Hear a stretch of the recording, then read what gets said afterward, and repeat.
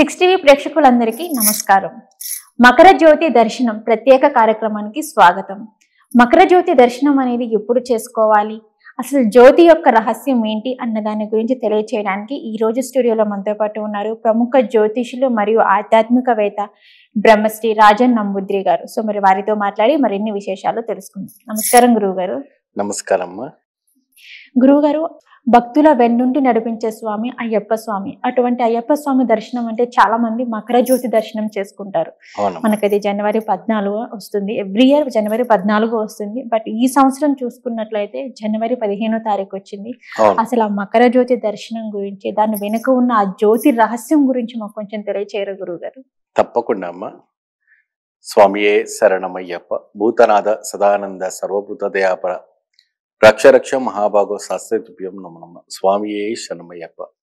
మకర జ్యోతి సాయ సంధ్య సమయం వేళలో 6:45 స్వామి జ్యోతి స్వరూపంగా మనకి దర్శించే వేళ ఈ రోజు 15వ తారీఖు నాడే. ఎందుకు 15వ తారీఖు అంటే అధిక మాసం రావటం వల్ల తిథి మారింది కాబట్టి 15వ తారీఖు రావటం అనేది జరుగుతుంది. మనకి ఇక్కడ కొన్ని రహస్యాలు కనపడుతూ ఉంటాయి. ఎప్పుడైనా స్వామివారు ఎప్పుడైతే కూడా తపస్పరువుగా ఆయన ఉన్నారు, ఏమండి, ఆయన మహాయోగిగా ఉన్నారు. సో ఎప్పుడైతే కూడా ఆయన తపస్పరుగా వెళ్ళి నేను శబరిమలలో ప్రత్యేకంగా నేను కొలువు తీరి యోగ ముద్రలో ఉంటాను, నాకు అక్కడ ప్రత్యేకమైనటువంటి ఆలయం కట్టుమనేసి రాజావారి గారికి చెప్పటం అనేది జరిగింది. అది ఒక కారణం వల్ల ఆయన కారణ జన్ముడు అయ్యారు అయ్యప్ప స్వామి. ఎందుకు ఎప్పుడైతే కూడా ఈ మహిష్ని వర్ధించడం కోసం స్వామివారు జన్మించారు కాబట్టి దానికంటూ కొన్ని రహస్యాలు ఉన్నాయి. సో ఇది ఎలా అంటే హరిహరులకు జన్మించినటువంటి అయ్యప్ప స్వామి. ఈ అయ్యప్ప స్వామి జన్మ రహస్యం ఎలాంటిదంటే చాలా అద్భుతమైనటువంటి రహస్యం. ఎంతో కాలం వరకు కూడాను పందల రాజుకి సంతానం లేదు. ఆయన నిత్యము శివభక్తుడు. నిరంతరం కూడా నా రాణి గని రాజా గని నిరంతరంగా శివుడికి ఆరాధించేవాళ్ళు, శివుడిని పూజించేవాళ్ళు, శివుడిని నిత్యంగా నిత్యార్చన చేసేవాళ్ళు. ఆ సమయంలో వాళ్ళకి సంతానం లేదనో అన్నీ ఉండి కూడా సంతానం లేదన్న ఒక బాధనే వాళ్ళకి ఒకటి ఉండింది. అయితే ఇక్కడ శాపంతోని మహిషి ఒక విపరీతమైనటువంటి తపస్సు ఆచరించి బ్రహ్మ దగ్గర కోరలేని వంటి ఒక వరాన్ని కోరింది. ఎందుకంటే పుట్టినవాడికి గిట్టక తప్పదు, అందుకే పుట్టినవాడికి మరణం అన్నది తప్పదు. కానీ నాకు చావే ఉండకూడదు అని, ఆ చావుని ఎదిరించాలని చాలా వరకు కూడాను గట్టిగా బాగా ఘోరంగా తపస్సు ఆచరించి 3 లోకాలు బ్రహ్మ విష్ణు మహేశ్వరు లోకాలకి ఆమె తపస్సు చాలా వరకు ఒక అగ్నిగుండంగా మారి ఆ వేడి శిఖరం అనేది అక్కడ వరకు తాకుతుంది. ఇంత వేడి ఎక్కడి నుంచి వస్తుంది అనేసి అప్పుడు వాళ్ళు జ్ఞానం నుంచి బయటికి చూడంగా మహిషి ఘోరంగా తపస్సు చేస్తా ఉంది, మీ ఏంటి అనేసి అప్పుడు బ్రహ్మానే వేడుకుంటుంది కాబట్టి బ్రహ్మర్షి కిందికి దిగి వచ్చారు. బ్రహ్మర్షి కిందికి దిగి వచ్చిన తర్వాత నీ కోరిక ఏముంది కోరుకోమ్మా, నేను తప్పకుండా తీరుస్తాను అంటే, మాట తప్పరు కదా మీరు అప్పుడిన్నారు. నేను తప్పను, మీరు కోరుకో అప్పుడిన్నారు. సో ఆ బ్రహ్మదేవుడు ఇచ్చినవంటి వరం. సో ఏ వరం నువ్వు కోరుకుంటారో కోరుకు, నేను సిద్ధిస్తాను, ఈ తపస్సు ఆపమని చెప్తారు. అయితే నాకు చావు లేకుండానే ఇవ్వు, ఎటువంటి పంచభూతాలతో గాని, ఎటువంటి మృగాలతో గాని, ఎటువంటి దేవతలతో గాని, ఎటువంటి దేవి దేవతలతో గాని, ఎటువంటి ఒక మానవ తత్వత్వాలను ఉన్నటువంటి వాళ్ళతో గాని కూడా నాకు చావు ఉండకూడదు అనేసి వరం కోరుతుంది. ఇది హరిహరులకే సాధ్యం కాదు కదమ్మా, ఈ వరం కోరుతున్నాం అంటే ఆ హరిహరులకి పుట్టినటువంటి సంతానంతో నాకు చావు ఇవ్వు అంటది. అది తదాస్తు అనేసి వెళ్ళిపోతారు. కానీ హరిహరులకు సంతానం కలగదు కదా. అది ఆ ఒక ఆనందంతో ఆ మహిషి బాగా వృచ్చంగా తాండవమాడి అనేక రకమైనటువంటి హింసించడము, ఒక రకమైనటువంటి వాళ్ళ రాజ్య పరిపాలన చేయటం, అంటే దేవతార్చన ఉండకూడదు, నన్నే పూజించాలి, నా పేరు మీదనే యజ్ఞం చేయాలి, నన్నే పూజించాలి అనేసి అప్పుడు ఇంద్రాది లోకానికి కూడా ఆమె ప్రవేశిస్తుంది.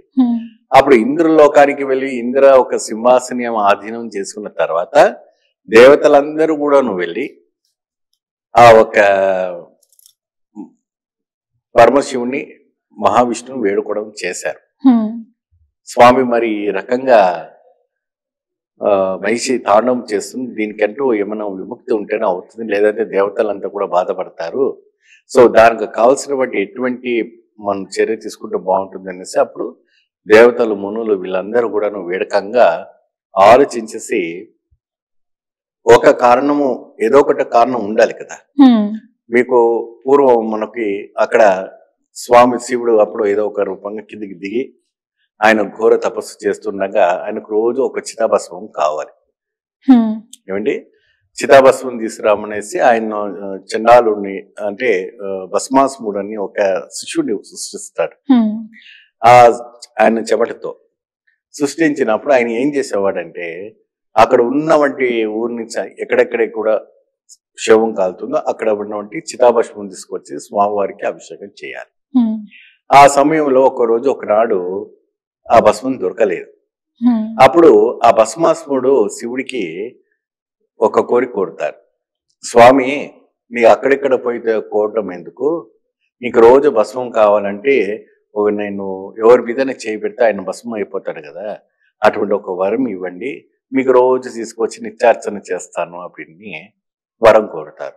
అప్పుడు ఈయన ఆలోచించకుండా ఇది కూడా ఏదో బాగుంది కదా అని చెప్పేసి తదాస్తు అంటాడు.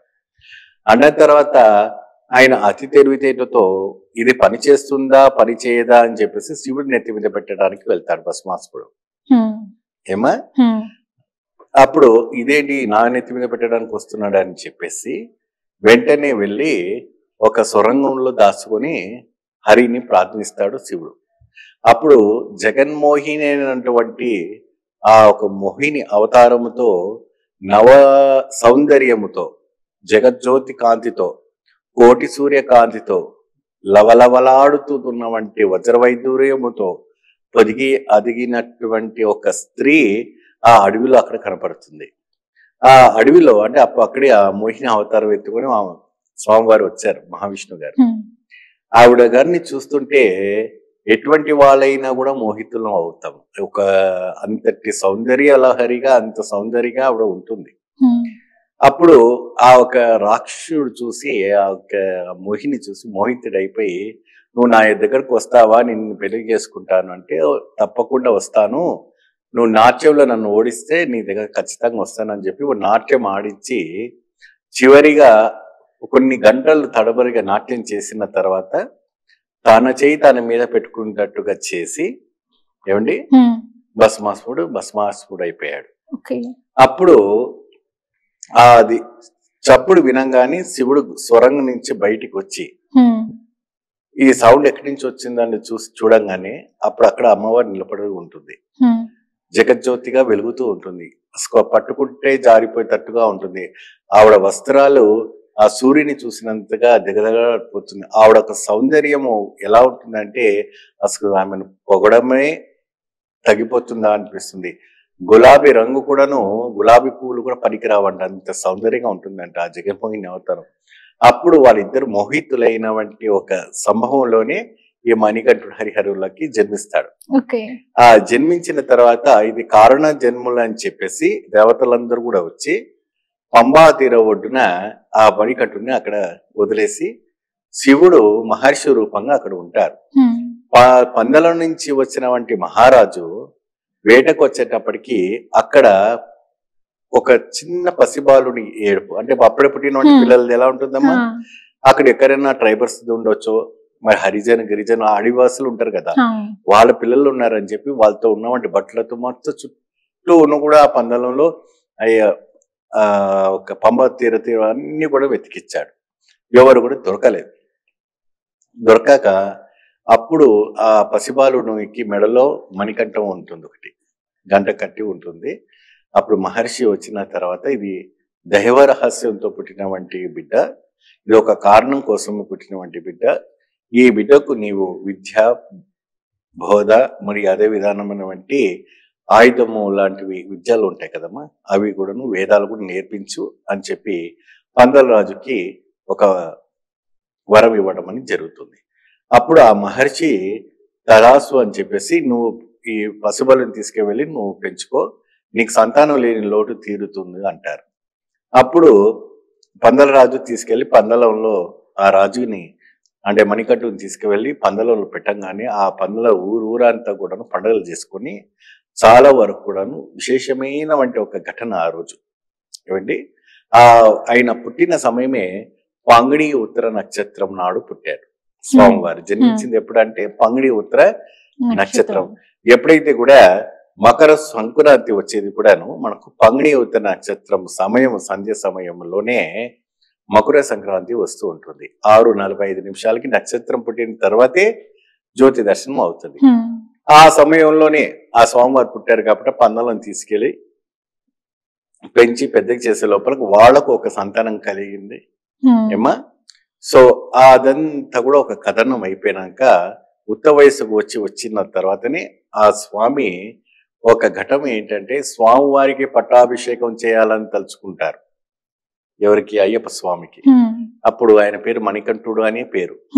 అయితే అక్కడ ఉన్నవంటి మంత్రి అయినవంటి ఆయన కడపలో పుట్టినవంటి బిడ్డకు పట్టాభిషేకం చేయాలి గాని అడవిలో దొరికినవంటి బిడ్డకు తీసుకొచ్చేసి పట్టాభిషేకం ఎలా చేస్తామని చెప్పి మహారాణికి లేనిపోయిన విష మాటలన్నీ కూడా చెప్పి ఆవిడ గారికి ఒక ఇవ్వడం చేశారు. ఈ రహస్యాలు ఇవన్నీ కూడా.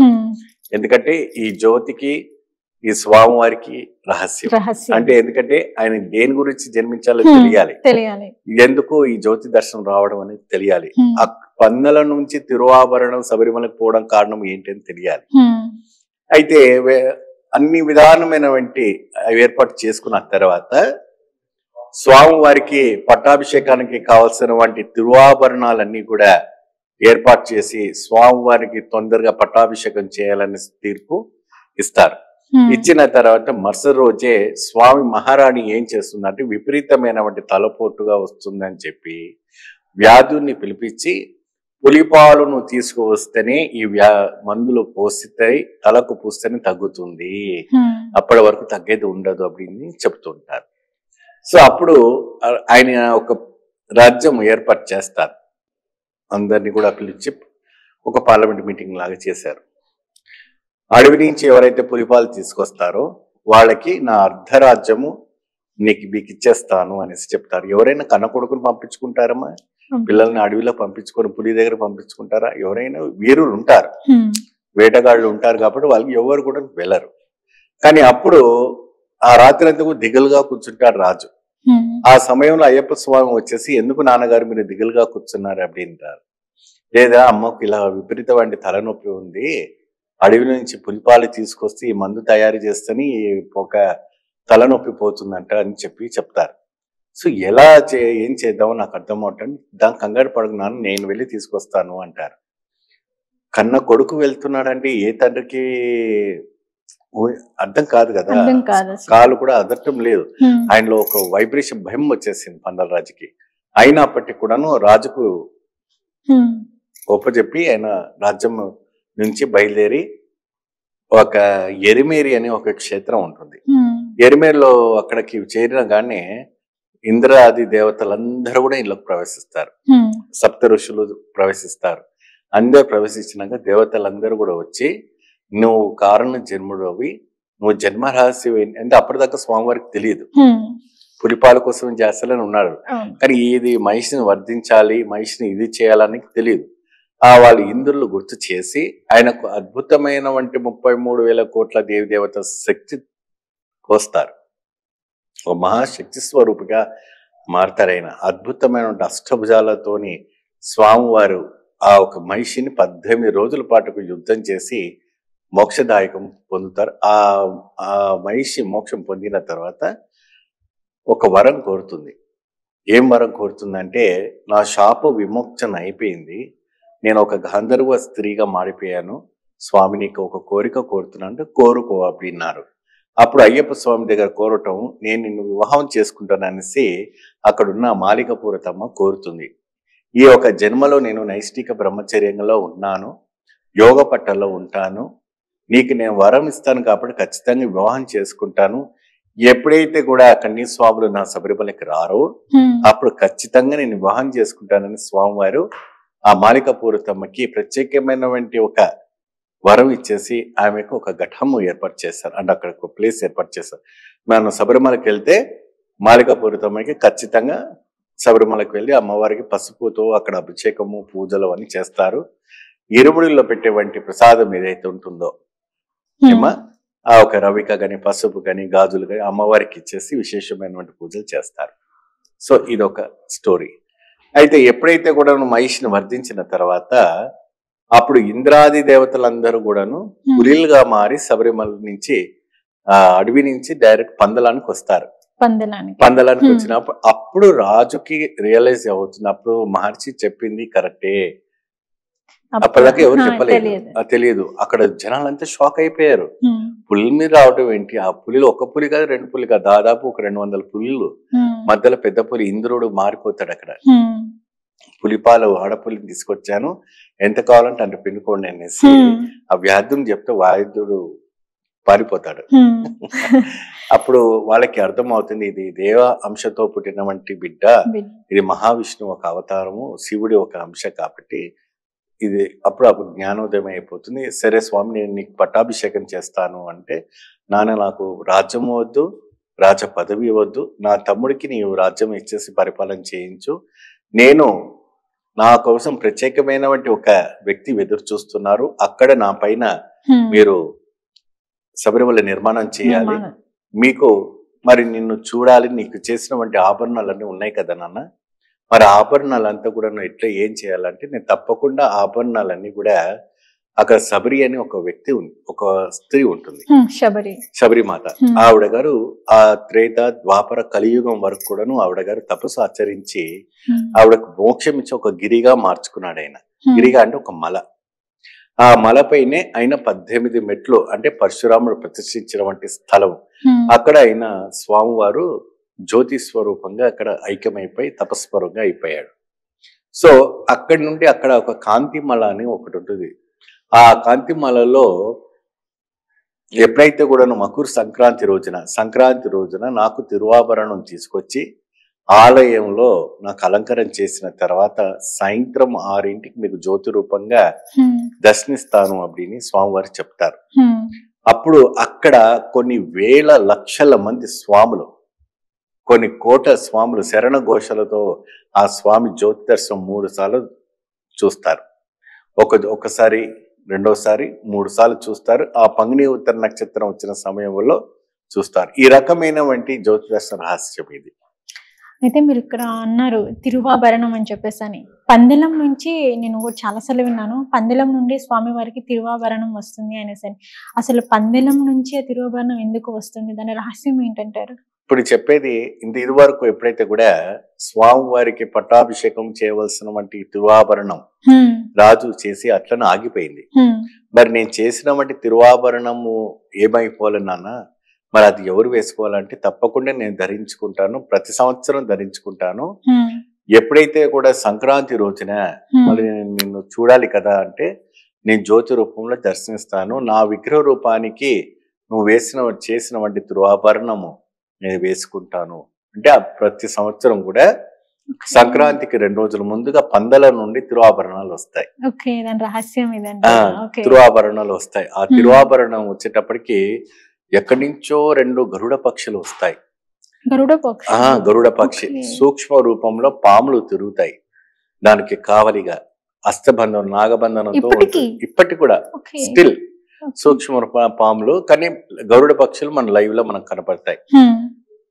విజిలెన్స్ మన వీడియోతో కూడా చూడవచ్చు మీరు ప్రత్యేకమైనటువంటి ఆ తిరువాభరణం తిరిగి పందలం చేరేంత వరకు కూడా ఆ పాములు గాని ఆ గరుడలు గాని నిరంతరంగా అక్కడ తిరుగుతూ ఉంటుంటాయి. అది ఓన్లీ మకర జ్యోతి దర్శనం రోజే ఆ మకర సంక్రాంతి రోజునే స్వామివారికి నిండుగా అలంకరణ చేసి సాయంత్రం 6:45కి 45-47కి అప్పుడు అక్కడ జ్యోతి వెలిగినప్పుడు తలుపులు తెరుస్తారు, హారతి ఇస్తారు. అక్కడ చూడడానికి 2 కళ్ళు చెడిపోవు. కొన్ని లక్షల వేల కోట్ల స్వాముల శరణఘోషాలు తప్ప ఇంక వేరే నాదాలే ఉండవు. అంతటి అద్భుతమైనటువంటి రహస్యమైనటువంటి ఒక శబరిమల, అదొక పుణ్యధామం, ముక్తిధామం, మోక్షధామం, తపస్సు చేసిన వంటి మహా ఒక సన్నిధానం. గురువు గారు, మకర జ్యోతి దర్శనం వెనుకున్న రహస్యం ఏంటి అన్న దాని గురించి మాకు చాలా చక్కగా వివరించారు. ధన్యవాదాలు గురువు గారు. స్వామి శరణం. అందరూ కూడా జ్యోతి దర్శనం చేసుకోండి. శబరిమలకు వెళ్ళలేని వాళ్ళు ప్రత్యేకంగా 6 TV నుంచి జ్యోతి దర్శనం చేసుకోండి. మీకు అద్భుతమైనటువంటి ఐశ్వర్యము, ఆరోగ్యము, ఆరోగ్యం అన్ని కూడా కలుగుతుంది. స్వామియే శరణమయ్యప్ప.